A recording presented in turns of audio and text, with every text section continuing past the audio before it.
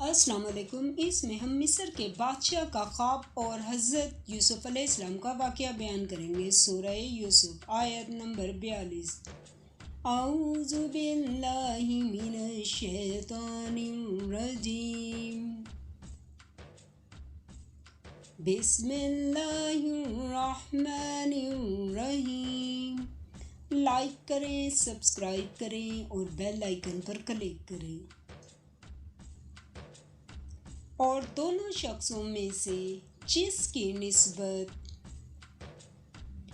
یوسف علیہ السلام نے خیال کیا کہ وہ رہائی پا جائے گا، اس سے کہا کہ اپنے آقا سے میرا ذکر بھی کرنا، لیکن شیطان نے ان کا اپنے آقا سے ذکر کرنا بھلا دیا اور یوسف علیہ السلام کئی برس جیل خانے ہی میں رہے۔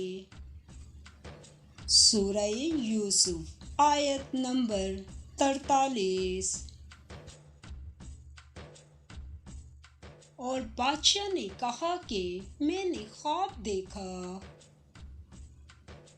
دیکھتا کیا ہوں کہ 7 موٹی گائیں ہیں جن کو 7 دبلی گائیں کھا رہی ہیں، اور 7 خوشے سبز ہیں اور 7 خشک۔ اے سردارو، اگر تم خوابوں کی تعبیر دے سکتے ہو تو مجھے میرے خواب کی تعبیر بتاؤ۔ سورہ یوسف آیت نمبر 44۔ انہوں نے کہا، یہ تو پریشان سے خواب ہیں اور ہمیں ایسے خوابوں کی تعبیر نہیں آتی۔ سورہ یوسف آیت نمبر 45۔ اب وہ شخص جو دونوں قیدیوں میں سے رہائی پا گیا تھا اور جسے مدت کے بعد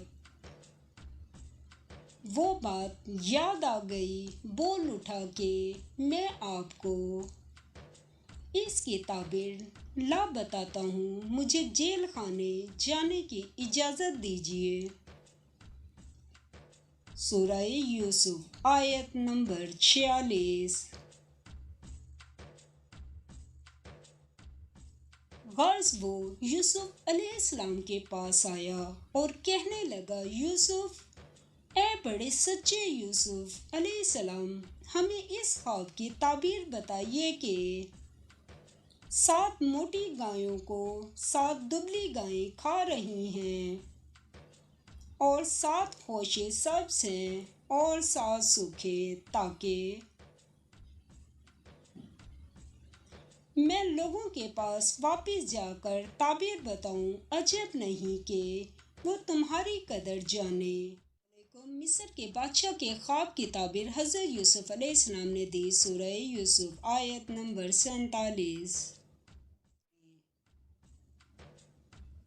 انہوں نے کہا کہ تم لوگ 7 سال متواتر کھیتی کرتے رہو گے، تو جو غلہ کاٹو تو تھوڑے سے غلے کے سوا جو کھانے میں آئے اسے ہوشوں میں ہی رہنے دینا۔ سورہ یوسف آیت نمبر 48۔ پھر اس کے بعد خشک سالی کے 7 سخت سال آئیں گے کہ جو غلہ تم نے جمع کر رکھا ہوگا وہ سب کھا جائیں گے، پھر وہی تھوڑا سا رہ جائے جو تم احتیاط سے رکھ چھوڑو گے۔ سورہ یوسف آیت نمبر 49۔ قرآن کی انفارمیشن چاہیے تو میرے چینل کو سبسکرائب کریں۔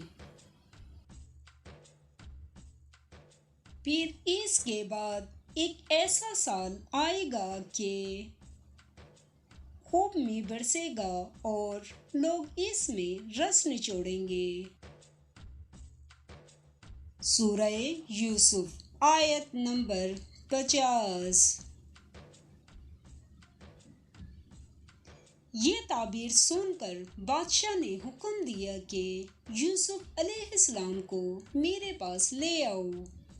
جب قاصد ان کے پاس گیا تو انہوں نے کہا کہ اپنے آقا کے پاس واپس جاؤ اور ان سے پوچھو کہ ان عورتوں کا کیا حال ہے جنہوں نے اپنے ہاتھ کاٹ لیے تھے۔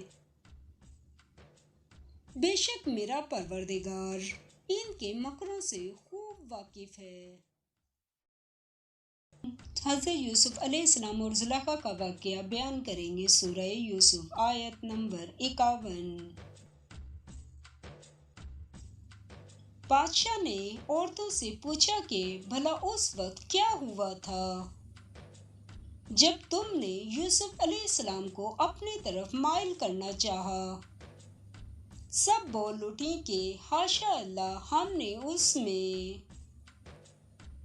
کوئی برائی معلوم نہیں کی۔ عزیز کی عورت نے کہا، اصل یہ ہے کہ میں نے اس کو اپنی طرف مائل کرنا چاہا تھا اور وہ بے شک سچا ہے۔ سورہ یوسف آیت نمبر 52۔ یوسف نے کہا کہ میں نے یہ بات اس لیے پوچھی ہے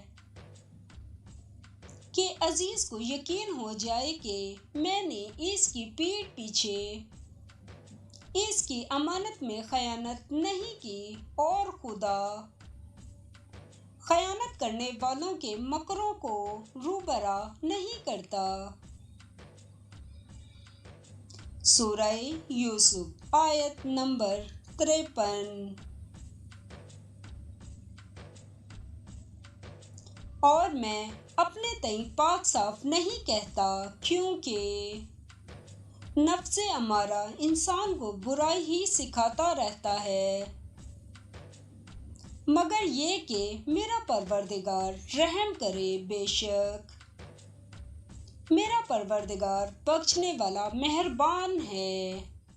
رب نے حضرت یوسف علیہ السلام کو عزت کیسے دی، یہ بتائیں گے۔ سورہ یوسف آیت نمبر 54۔ بادشاہ نے حکم دیا کہ اسے میرے پاس لاؤ،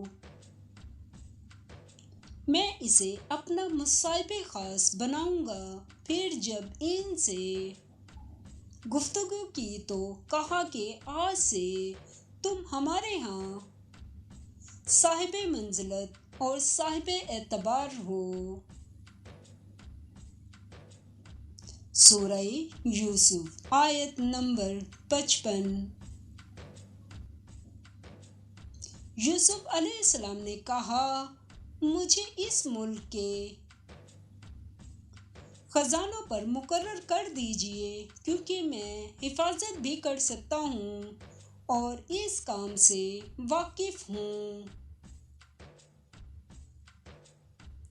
سورہ یوسف آیت نمبر 56۔ اسی طرح ہم نے یوسف علیہ السلام کو ملک مصر میں جگہ دی اور وہ اس ملک میں جہاں چاہتے تھے رہتے تھے۔ ہم اپنی رحمت جس پر چاہتے ہیں کرتے ہیں اور نیکوکاروں کے اجر کو ضائع نہیں کرتے۔